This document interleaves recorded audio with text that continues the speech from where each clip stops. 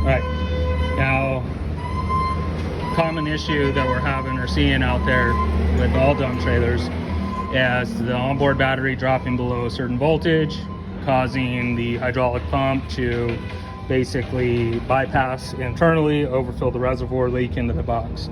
That's caused from a battery that's dropping below 10 volts, and it has been related to charge circuits not working. On the carry-on product, we always find that the diode in the bottom of the box, that's got the fuse link, the diode's burnt out, and when the diode burns out, the tow vehicle is no longer sending a charge to the onboard system, in return killing the customer's battery.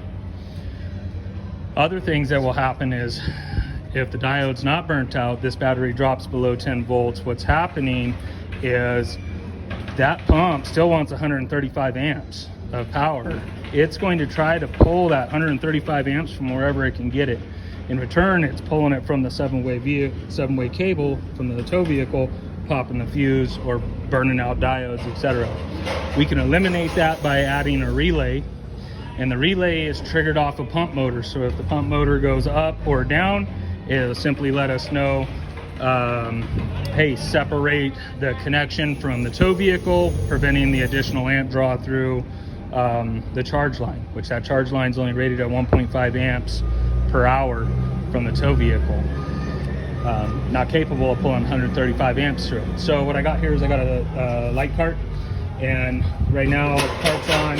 We have an onboard battery and it's connected. The cart is sensing that. You can check that by shutting the power off to the cart. You'll see that the light on the cart will stay on. Okay, I'm going to turn main power on the cart. We're going to activate 12-volt accessory that's simulating power from the tow vehicle, and by adding this simple relay, we're going to be able to isolate power. So what I have is from the black charge line, goes through the box, converts to yellow. Yellow goes up to pin 30 on the relay. Pin 87 on the relay goes to the power side of my LED light. The ground side of the LED just gets grounded to the battery.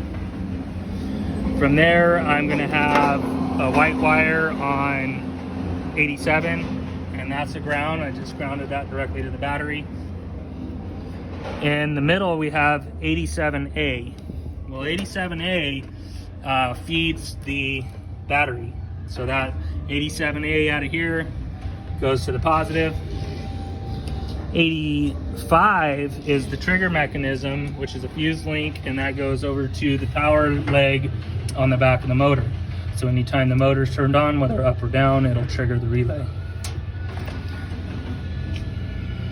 So a simple 5-pin system, that's how we set it up. And now what you're gonna see here is, the reason why I have this LED light is this is gonna let me know power is being transferred from tow vehicle. So I'm basically gonna isolate connection from tow vehicle and trailer. And what that's gonna do is the power that's coming from the tow vehicle is gonna be switched over in the relay and basically go to my dummy light, eliminating the hydraulic system from pulling that power.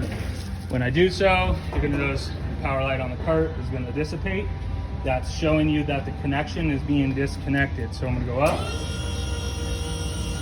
and you'll notice here, I got my light on. So that's right there telling me the power that's coming to this battery is being switched over to this light. So now the battery cannot pull power to get the additional voltage that it needs, okay? Here's another test. You could do that by shutting this off.